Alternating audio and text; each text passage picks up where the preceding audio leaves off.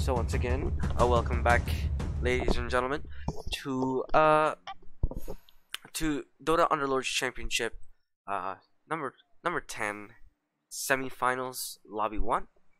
And as we can see here, we clearly have a favorite. Not even a single Hobgon to be seen here. Again, this is sort of disappointing for me, but this is sort of a good way to spot a good player.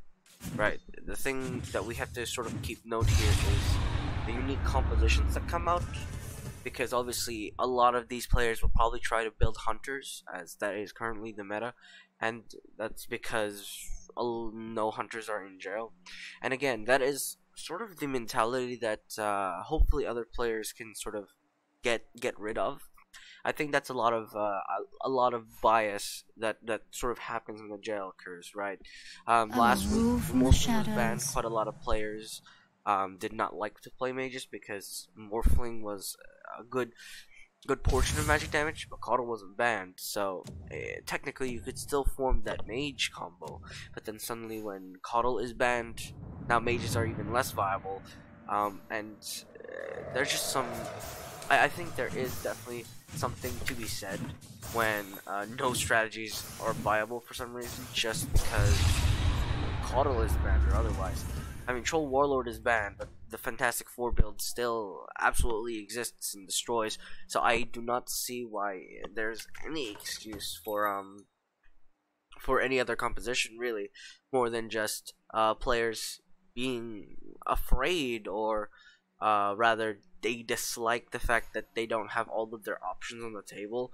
And another issue with that is that, well, if there are several people doing the same thing as you are, well, your options are just as limited as if a unit was jailed anyway. So that is something to take note, and that is something players just have to get used to, right? They just have to get used to the jail and understand that jail doesn't really actually destroy a lot of things. Like, co-op was banned, but for some reason, because of that, assassins don't exist. Personally, in my own games, I see assassins still exist, and that doesn't mean that assassins are dead just because you decided against it, right? Or rather, the co-op is banned. There's plenty of other assassins on the table that could be chosen from. So I will be quite curious to see which players decide to expand through, what kind of combos we'll be seeing. Of course, there's several tinies on the board already. There are a few mages that are pocketed. It's kind of good to see. However, I'm sure they're mostly going to transition into Bloodbound rather than actually anything more spectacular. And let's talk about the Anisix pickup for everybody, right? So Anisix is a very, very good early game unit. There's no doubt in my mind about that. Breaks, heals. The companion is an extra unit right at the start of the game, but a lot of people don't actually understand. Another thing that players fail to understand is the fact that Anisix scaling later. I mean, I'm sure they understand this clearly, but Anisix fails to scale into the late game very hard, or not very hard, but that ancient golem doesn't actually really do anything until it actually lands a stun. And in fact, Hobgon actually does quite a lot of that, and by just comparison means Hobgon's buffs actually scale really hard into the late game. I cannot express enough how little I've done the number crunching as well, especially in mirror matchups, right? And in terms of the late game output, right, Hobgon is an extra unit on your board that actually does a lot of damage. And to put that into perspective, right, an E6 is essentially an extra unit at the start of the game, but at late game, Hobgon is basically an extra hyper carry. And not only that, it's a lot of, I've seen complaints about the cannon cast time, and it's sort of I believe it's the same cast time as Assassinate, and I kind of agree, right, that cast time is a bit too long, too many stuns, and he consistently tries to do it when mostly his auto attacks are where you get that. But aside from that, he's a pretty solid pick up when again you wish to go late game. And I think the problem that players are having with Hobgon is that they're not making it to late game, but that isn't really inherently Hobgin's fault. Essentially, right, if you want to make it to late game, clearly you have to understand that your strategy is not gonna self-sustain itself in the early game. So you probably want something that, well, for lack of a better term, something that can last until that set sort of late game stage where you have your hyper carry and the hyper damage output from Hobgin starts coming online. While in the meantime, in the early game of an E6 basically just secures you extra wins in the early game, extra gold and stuff like that, right? And we will definitely see some interesting strategies sprout up. So we currently have 3 players going Warriors. This is the edge I was possibly looking for that F4 build. We have 2 Hunter strategies right now, 1 Savages. And I think I did talk about in the Underlords Pro games was that Venomancer is actually legitimately one of the, if not the best, early game Savage unit. In the sense that he actually scales really hard with Hobkin. Once Venomancer is supercharged, especially with a second tier of Savages, he can do up to 400 damage a hit. Especially with Massive Madness, he will be attacking for almost 3 attacks per second. Trust in me and be rewarded. Right, and in certain compositions, he can hard carry for you until you finally get your R4 in, or you finally get your hard carries for your Hunter strategy. There's no escape. It's all about, again, buying time and being resourceful with what you have. I mean, this Venomancer sort of damage output discovery wouldn't have been found if someone wasn't forced into playing it, right? Like, it wouldn't be something I would be mentioning if, obviously, if nobody bothered, right? And I'm very grateful that it's not a mirror match on all spectrums. I mean, unfortunately, it looks like Edusito is completely lost. Rather, he is in between both strategies, and I'd love to see him split into sort of assassins instead. But he's doubling down on the Heartless, which I don't agree with. But we'll see how that benefits him into the further stage into the game. In fact, he actually sells quite a lot. Finds the sniper here, and again, it's sort of the Alright, everyone. it's quite interesting to see that again, there's a bunch of Hunter strats, but mages are still existing, and people who complain that, oh, Hunters are running over everything. Well, I don't actually see any assassins in these games, and assassins are notoriously hard counter to Hunters, right? And another thing to note is that Quap isn't even the massive damage dealer in an assassin lineup. So all of the assassin key components are still there. In fact, you can go assassin, insect, and it would work just as well. Burrow Strike is probably one of the best stuns on the insect lineup. Broodmother's slow is ridiculously strong. Nyx Assassin is already an assassin, and Reaver with his Sakuchi is absolutely insane, especially in a Hunter or Assassin lineup, because again, he can go to the back line. He can get those hits off those the lower HP units, so there is really no excuse to not transition into something more solid here. And of course, if I forgot to mention, Knights are still in the pool, and Knights are again, their specialty is to be more sustainable than Hunters, so I won't be surprised to see some Knights come out. Maybe perhaps the shop just isn't giving them out, but if I'm being honest, I kind of doubt that nobody has found any Knights. I'm kind of assuming rather everyone has just sort of discarded their Knights, and again, it will must all make sacrifices. How everyone really plays, and if we'll see a mirror matchup in the late game, hopefully it will be something solid. Bounty Hunter and Tiny are just gonna push forward. Don't forget to deal with the Eidolons. Sorry, LRN. You're just delaying the inevitable. Nisix cannot auto attack, unfortunately, and has to rely on that companion. This is why she doesn't really scale into the late game, because her inherent stats don't actually go up. It's rather the companion's stats that go up. But you know, it's usually what it's usually what that sort of Underlord pickup entails, right? So once again, looking at the strategies, we currently have, as I mentioned, the top dog, Antonio, has decided to pick up 2 Lunas, actually sells both of them immediately, decides against going Knights, and again, I completely disagree. knights were free essentially, and he decides against it, especially after picking up 2 knights. It will be interesting to see what he does. I guess 6 primordials apparently is very solid. Tier 3 eidolons, I have heard, is essentially just an extra hero, especially when a hero like Morphling dies, sees another hero on the board, which can be pretty crazy strong. Also, a funny thing to note is that people, okay, so guys, don't go corner strat if there's no assassins in the game. Yes, I understand you put your hunters in the back, but you leave them off the enemy's case until that's close enough. But a lot of the time, right? I've seen the hunters just don't start attacking until the enemy walks at them, and this sort of leaves enemy hard carries for free, and it becomes this Russian roulette of which hard carry comes online first, and that is not usually what you want, right? Like, I don't think cornering is the way to go, right? Like, for instance, Ceremonials actually very much like his positioning here. He decided to go all front because, again, there are no assassins. He's not at risk here, and to deal with hunters, right, you either bull rush them to the face, or you hit them with assassins, right? In which case they will be forced to corner. Like, I believe Step here is going hunters. Yeah, in fact has probably the best hunters early, so pretty solid start for him.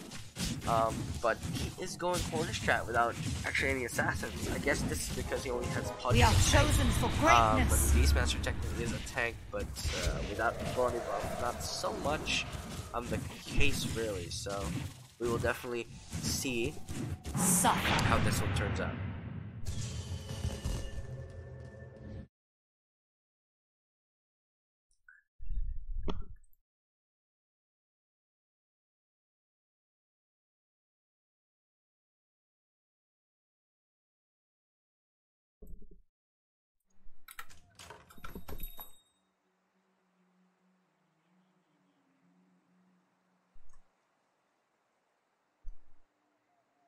Alright, looking at the board once again, there seems to be 2 different kinds of strategies we're seeing here, but again, there's not much variety.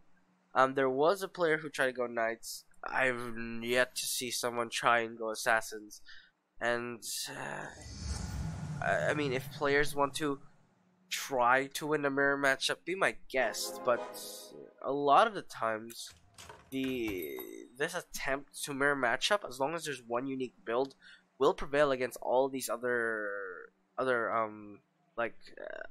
players who are contesting highly contested units, right? And while they're trying to construct the perfect team, usually those uncontested units suddenly turn into a very strong combo.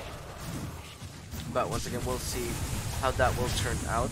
An E6 gets hooked in for as long as each dies, that will be bonus hype for her Underlord. As you can see, Weaver in the backline's already doing so much damage that Venomancer doesn't die actually. That is the enemy hard carry. As you can see, currently doing 200 damage per hit, and will just do more here. I don't believe that Purge will do enough. Actually, Enchantress is the only damage output, but she's currently doing 230 damage per hit, so it shouldn't matter too much. That will be the win for Step.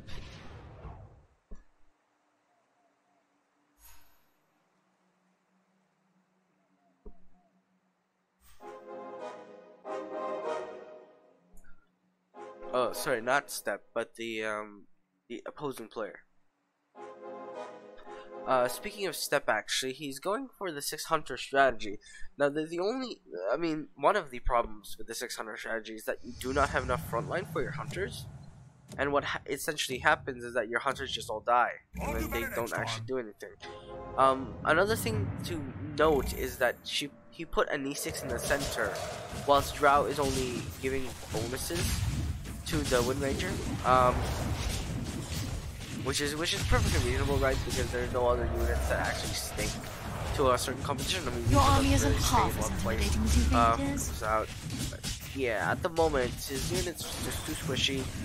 They don't do enough damage to compensate for the squishiness. So I'll be curious to what, rather how, he gets through the early stages of the game without losing. Because again, there's quite a few other hunter strats that are already looking at stealing his units. Of course, the upper half of the board is this sort of, in fact, LRNZ with his very solid strategy here. Double Venomancer means there's double hard carries for the early game. Druids in the back line, right? Tier 2 Nature's Prophet ulti is already very strong. Tiny Toss is always solid.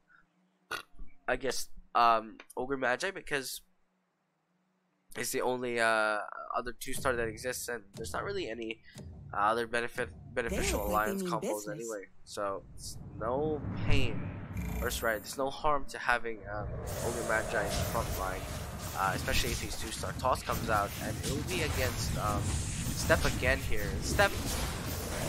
Your army it's not isn't looking half as intimidating like as it's you doing think enough it is. damage. And I think that is the case. As you can see, this Beastmaster is going ham. Nisix gets hooked in. Unfortunately, the rest of his team is unable to come to their aid, and the LRNZ actually going to be unable to kill off the Hunter Crest. And that's the benefit of going 600, right? As long as you kill them fast enough, you'll definitely succeed, right? You obviously do not want to fight anything that's sustained long enough. Like, for instance, Knights. But luckily for him, there are no Knights players, because again, everyone's just afraid of trying something new. And again, I really hope that changes by the time next week rolls around, once the patch has been more diluted, right? Because again, people are so stuck up in the jail that they forget that the pool has been expanded for that particular reason. Alright, looks like LRNZ is actually gonna try, and again, it looks like another Let's hunter teach these people a thing or two about has cruelty. a tier 2 Lycan here without the Savage buff, I believe. So that Lycan, oh no, the Lycan does have the Savage buff, so it will slowly get stronger, harder hitting as the time goes by. Meanwhile, these Venomancers, speaking of hitting harder as time goes by, these Druids, or rather these Beasts, are already doing quite a lot, 240 damage per hit from the Venomancer, unless well, Lycan gets a crit, and he does get a crit. That Venomancer was gonna kill that Lycan, but unfortunately for LRNZ, crit comes around, and it's not working very well. Meanwhile, let's look at the top strategy so far. It's LRNZ, or sorry, Old Cap, right, with the warrior strategy front line, with his damage output actually quite low.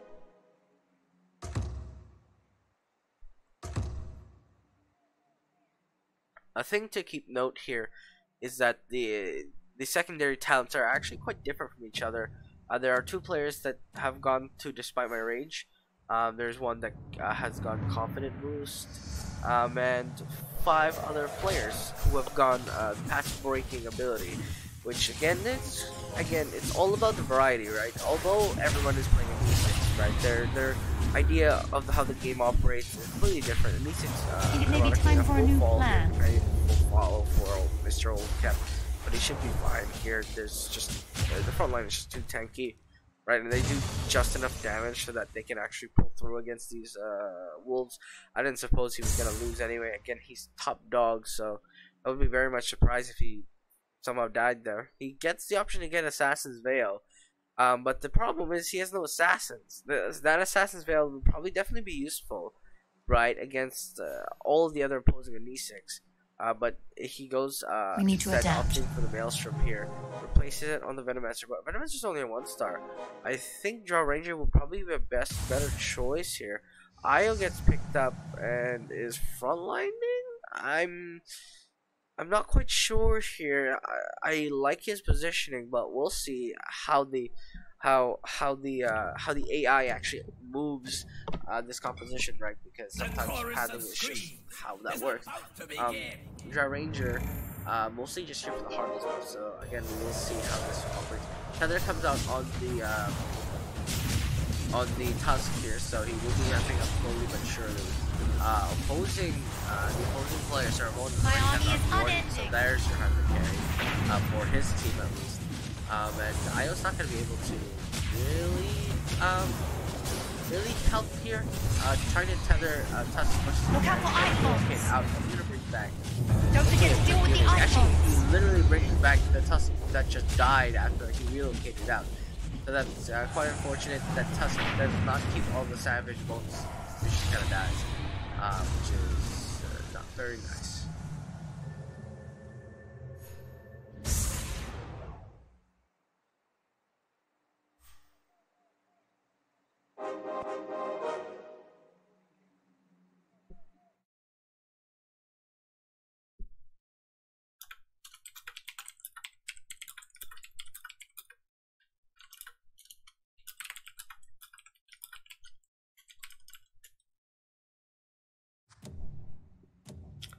Revenge. Right here, Old Cap actually going against LRNZ here. Again, LRNZ actually transposes out of the double Venomancer build into Trio Protector here. No lead sheet has popped out yet, but definitely will be useful considering that an E6 is his hype You master. dare tell me Ironically you're enough, an E6 is unfortunately dead, so it's all up to his units now, but again, when you come to a matchup, the important kills like that are devastatingly different, right? The Destroy the druids. the Trio Protector is not gonna survive against so much damage outburst, and Old Cap finding that Arc Warden actually gonna help a lot.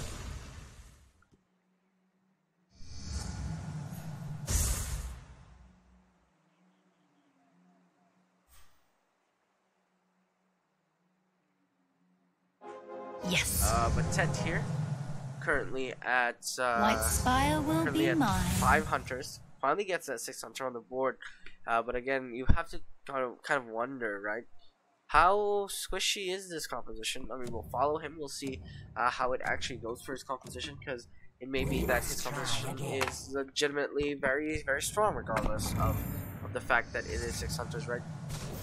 Perhaps they should do enough damage. When the actually court of eliminates Trio Restore Protection quite stands easily here. united, no Leeching one comes can out, stop but us. the Trio Protection dies. Hope comes out on the 2-star sniper, unfortunately. There's up to the Terrorblade, the Weaver, and quite a few of the other hunters that are in fact still alive. Drow dies. I'll see you right. Terrorblade's gonna push forward. Only a fool would oppose doing the quite a court lot of of damage Restore. before he finally collapses from the Helmet of 9. Weaver actually completely dodges the Gale, which is kind of a 9k play there. Allows him to deal more damage than needed.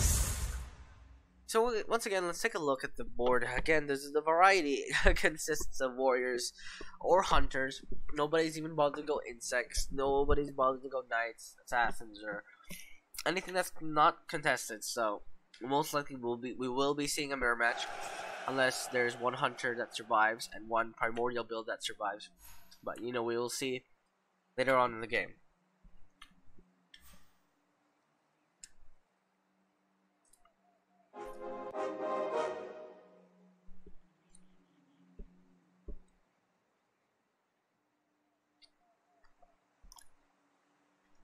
Buffet here, or buffet? I'll just call it buffet. I'm hungry.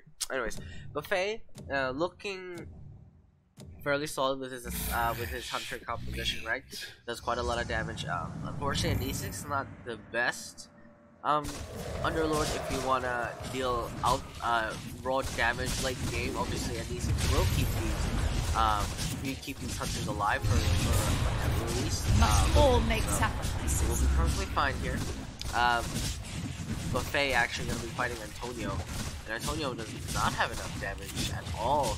Such blood Dies. is spilled. Assassin comes out with a Pudge, unable to stand against that, and Trade Protected by himself cannot really win at this point in time.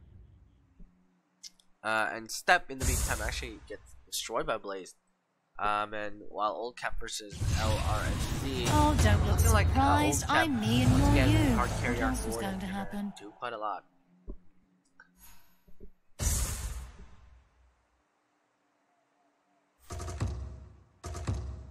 Ceremonious is looking for that higher Savage tier. Actually pockets a Dragon Knight, so he's considering to transition into that. But again, it's sort of this issue, right? People don't realize that something is available until it's like halfway into the game.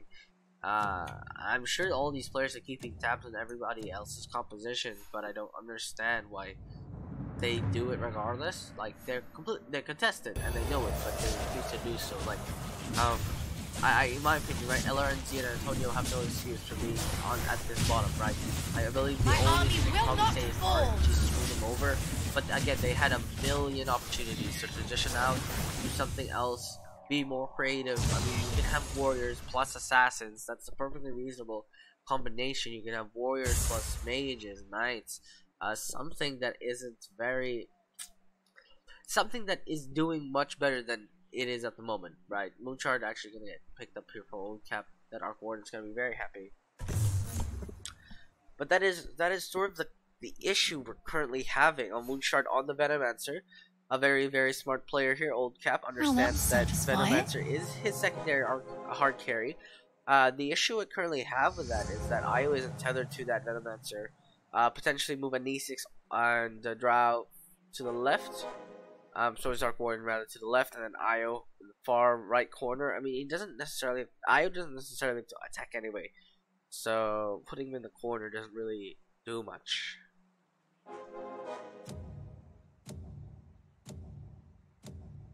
This battle is Alright, he goes up against Antonio. Once again here, Antonio going for that Fantastic 4 build, already has a tier 2 Alchemist. So he's gonna be hoping that Acid Spray does enough here to buy time for the Lord Druid's back. Do quite a lot of damage with his bear. Venomancer will actually follow. Look at the raw damage output of Venomancer slowly scaling up, right? Unfortunately, his N6 will die. The front line's slowly eventually dying. Drow gets brought back by the IO, but I think this is the problem.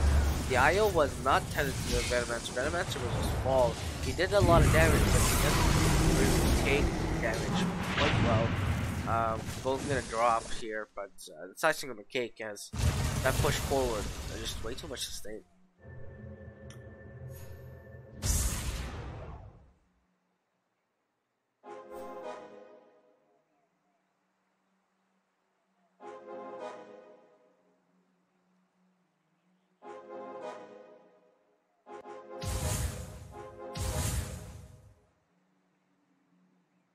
Old Cap does have 6 warriors now, so that's fairly solid. Once again, it's sort of these the Fantastic Four competitions, right? Crush the embers of fear. It's quite interesting how that will go for him, at least.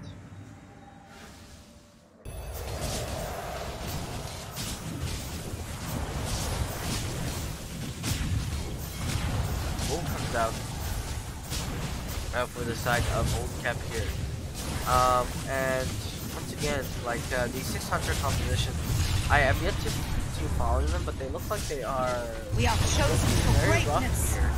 The disparity is very high. Egusito does the right thing and prioritizes the warriors over the hunters, right? And allows for that front line to be there while the damage output comes out. Looks like Old Cap will be able to power through this Enigma, this attempt at this Eidolon build Malphus. Although I believe that usually is automatic for the Eidolons, but I'm not quite sure how Enigma works very much. I haven't seen it enough to really have my take on that. Old Cap again turning has two primordials on bench, looking for the final big one. Of course, Enigma, of course, faces Void. One of the two is very solid to go 6 primordials, as there are 7 in the pool, so the options are they're vast, to say the least. And Cornerstone will be very good with our Warden action. But unfortunately, Old Cap will be fighting Egusito here, who manages to find the Lich, which replaces the requirement for a Drow Ranger, really, right? Or, yeah, replacing the requirement for Drow Ranger, being positioned that out for the Medusa if he does not have space. Militia bounces through, but the warriors, or rather the backline is relatively unaffected by that Lich Bolt. So they will just fight through damage. The slow comes up, but it's again on the Ions. He managed to land on all the carries, but it's a bit too late because almost kept has already powered through all the front line. And now just dealing with the hunters. Very squishy. We put them out of their misery. And get that kill.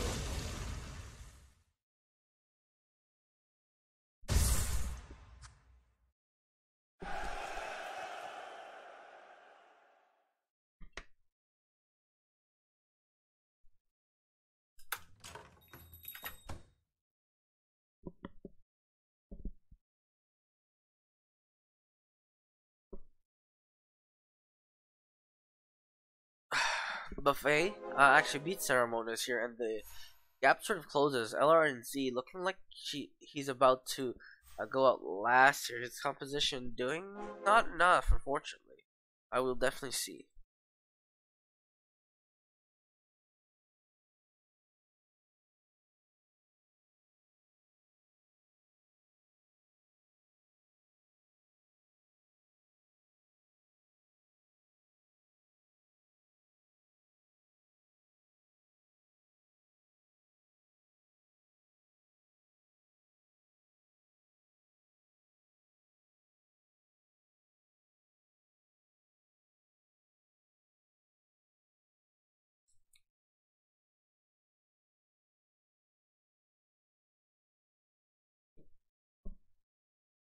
Hi, me.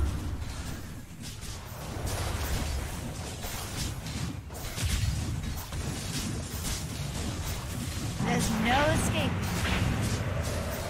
Alright, here we're looking at LRNZ. Oh, am I supposed to be scared of the little fish people? This? No, it's looking very Scream great here. for me. No damage output. Darling, I'm All just the, better than you. The venom match, but now the venom match is exposed. Another bear comes out. Gives Bracing Desperation Ravage. Lands on legitimately nothing here. I don't need all my And power it's just to kill gets you. hooked forward and then hooked backwards. Instantly being killed. Rather, tossed forward, hooked backwards. And that will be LRNZ unfortunately being eliminated. And I believe that is the only 2x player on the board. We will be following Step this time. Currently at 3 HP once again in the 6 Hunter composition. We hope he is probably hoping for some more frontline units to be tankier or just more HP in general. And again, I disagree with this backline strategy. It makes no sense to me in my head because again, you're just spending more time moving forward. In fact, Shadow Demon's not gonna ramp up any mana because he's in the corner. None of these units move. The Shadow Demon, as you can see, doesn't move, doesn't even bother moving at all because there's no position inwards. And imagine if the Tiny Toss came in, that would be a disaster. That Shadow Demon would actually do nothing for quite some time. I disagree with Step's positioning here, but again, people are just playing the old ways, and you know, people are currently still trying to figure that out.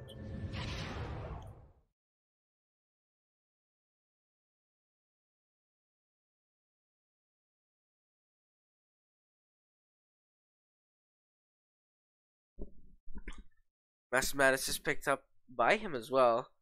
Probably deciding on which unit to give that to. Mathematics goes on the Sniper. I actually very much like the Assassinate on Sniper, but I guess that's a personal preference of mine. As funnily enough, he actually finally benches the Shadow Demon, because he already does have that Hunter buff. So yeah, sadly, Shadow Demon doesn't really change anything. Step is very poor. But he does have Medusa, so he's kind of thinking of what he can really look for as outs here. Potentially another Medusa, but he is out of money. So he will kind of have to live with a single Medusa. But he does have 6 Hunters, and Focus Fire is available.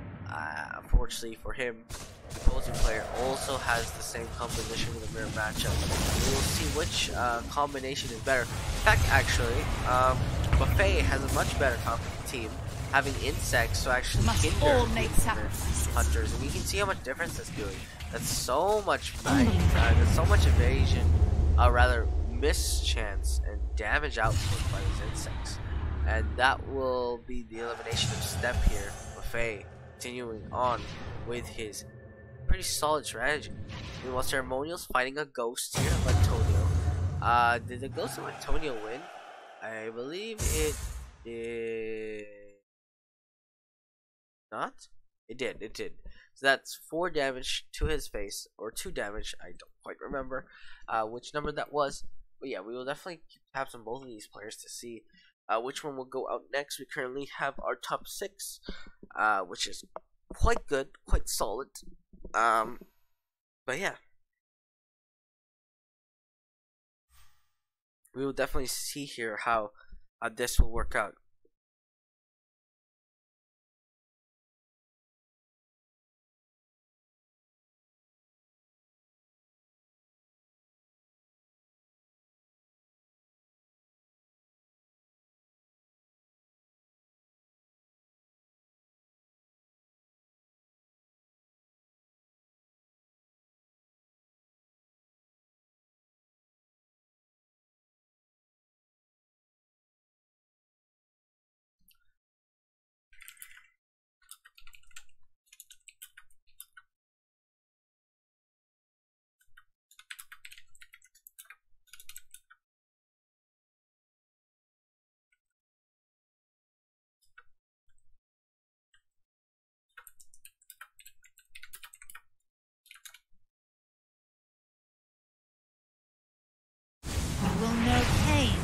Alright, click Ceremonials.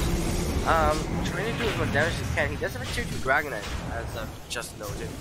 Right, that's quite a lot of damage. We will be seeing if that splash is going to be doing enough. In fact, Mathematic Dragonite is actually doing quite a lot of damage. That H Bola is not as good as it seems. Dragonite actually is by the Necronomicon burst damage, but fortunately it's a mirror matchup with just more damage. For Ceremonials, Old Cap will be taking 8 damage to the face. Meanwhile, Buffet will beat Antonio with again his sort of strategy here with this 600 lineup. So quite curious to see if he can make that full comeback straight to the top. But you know, one wrong fight will change the fate of his team. So far, one player from both strategies on the board have been eliminated. Of course, Blazed and Old Cap sort of trying to hit that 6 primordial peak. Blazed, Old Cap's perspective on it is to just go 6 warriors here.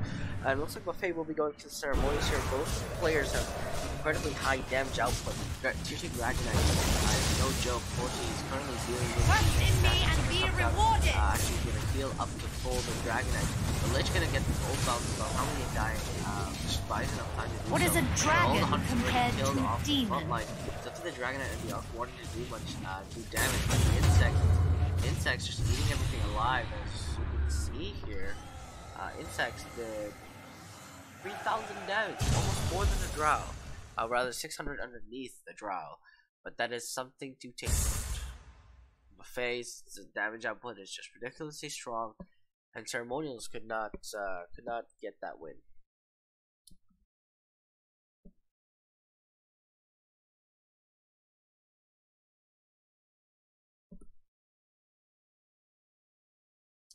Ceremonials beginning to clump up in a corner here.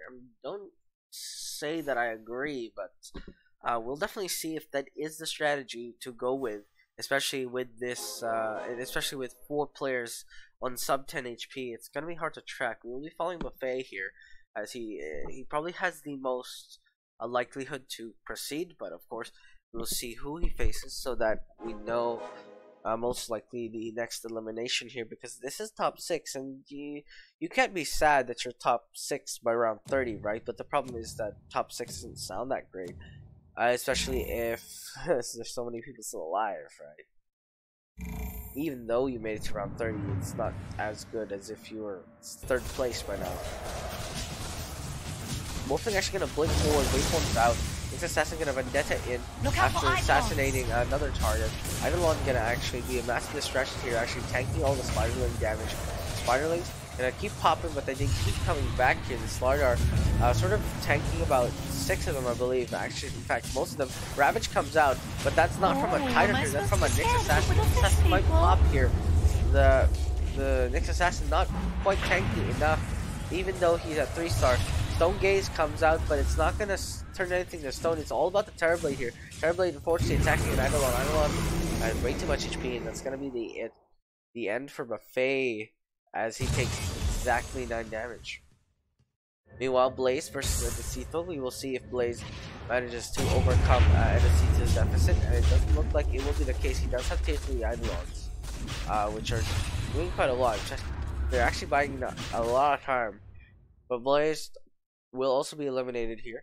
Meanwhile, Antonio actually also eliminates Ceremonial, so we will immediately go straight into our top 3 here. As we can see, there's actually 3 unique compositions we see, or well, not unique, but rather 3 distinct compositions we can see here. We currently have this Fantastic 4 build with 3 warriors. We have Old Cap's build with Primordials, and we have Edecito with the 6 Hunter strategy.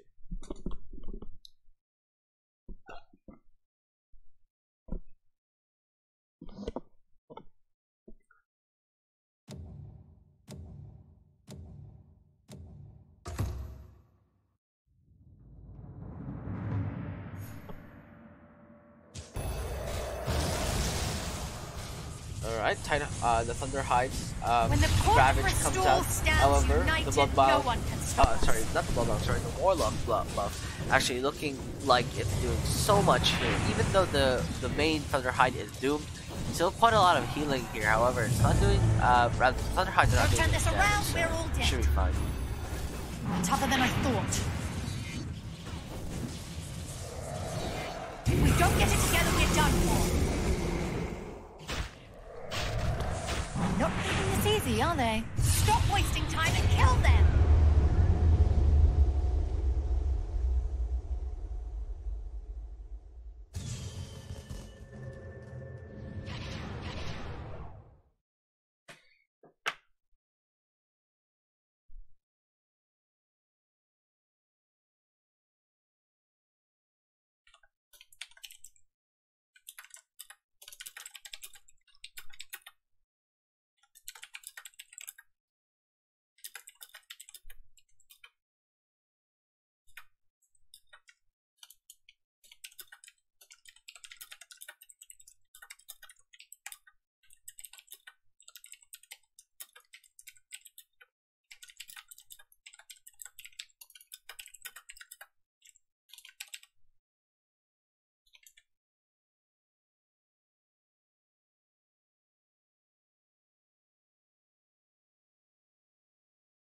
Alright, here we currently have our top 3 here. Antonio at 7 HP, Edecito and Old Cap still kind of have their HP pool still available. Antonio will be going against Old Cap here. Old Cap with the Fantastic 4 build gets his Enigma Doom. He does have I believe, the full Primordial buff now. In fact, no, sorry, he's currently missing 1 Primordial.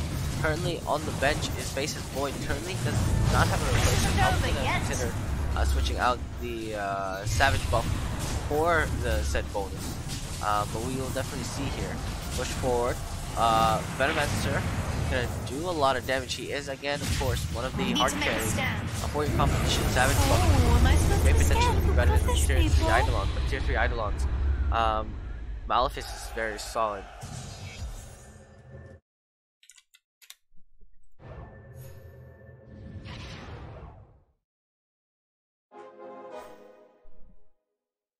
Antonio unfortunately falling here, and luckily we actually get a pretty good mirror matchup here. We have Primordials versus Hunters. I apologize for my voice, it's very late for me, but you know, it's always fun to see some cool compositions that come out. Unfortunately, you know, once again, only 2 unique compositions that finally rise to the top, but it doesn't mean to say that it doesn't make for some exciting games here, as both players do still have sort of a somewhat of an economy here. Unfortunately, Medusa 1-star only available for only a 1-star Medusa available for Edecito here, but it might be enough. The Hunter damage actually as you can see, the output is massive. Lycan, completely uncontested. Chrono Cube actually going to shut down a lot of the hunters on the right hand side, but the hunters are releasing their worries. Vice's Void gonna get that Chronosphere up in just a few seconds. The Lycan is actually the biggest threat in this current time frame. Chrono Cube might actually do more bad than good. It actually stuns up all the melee units. Anix has to fight by herself, and that may have turned the tides of war here. Lycan currently dealing 343 damage here. He doesn't actually scale because there's no savage buff affecting him, and there's no triple attack either. He's been broken, all of his passives have been reduced, and look at that much damage he's taking, just not enough by himself. And that will be quite unfortunate Well played. for the side of Edusito. Edusito still has a few outs. He's not, it's not over yet. He has 23 HP, potential positioning, could Feel free change to the beg fate for of mercy this at any fight. time. Another Terrorblade pops up for him. He has 20 gold to look for this tier 3 Terrorblade, and maybe this tier 3 Terrorblade will change the tides of war, as of course a tier 3 Terrorblade, notoriously one of the best, one of the former best demons, now is one of the best hunters. A few players have said that he's quite a strong unit in the Hunters competition, but we'll definitely see once he hits that 3-star mark.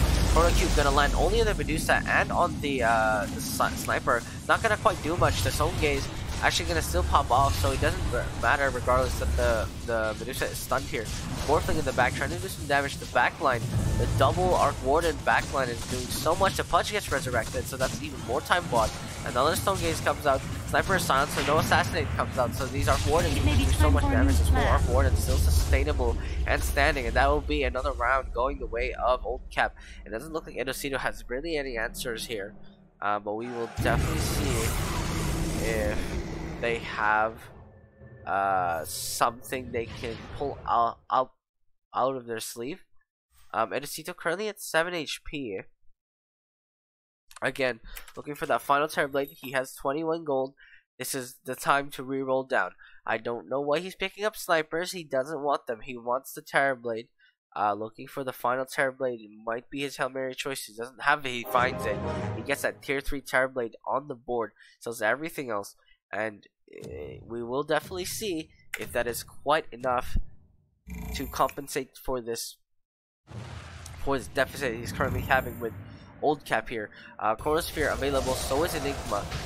Faces Void once again jumps straight to the Sniper. Hook comes out, actually goes on the Terrorblade, sorry, on the Sniper. Terrorblade in the backline in the meantime doing so much damage. These are tier 3 Eidolons, so they are worth his units. Heck comes out because the Shaman buff. The Eidolons actually gonna be popping out here, doing so much time distracting this Terrorblade. This Terrorblade has to be attacking something else, not the Templar Assassin. Templar Assassin has a reflection up. The Terrorblade is trying his best to do damage. He's always attacking Eidolons, and he now has to deal with all of these Arc Wardens still standing. The Sniper's not going to do enough. The Ancient Golem's going to just buy some time, and Edusito, unfortunately, will be going down here. And that will be our final board, as Edusito is eliminated in second place, and Old Cap is our winner. So just to recap, everybody, this is our final score. Old Cap at number 1, Edusito at second place, Antonio at third place, Blaze at fourth place, Ceremonials at fifth place, Buffet at sixth place, Stepped at seventh place, and LRNZ unfortunately going last.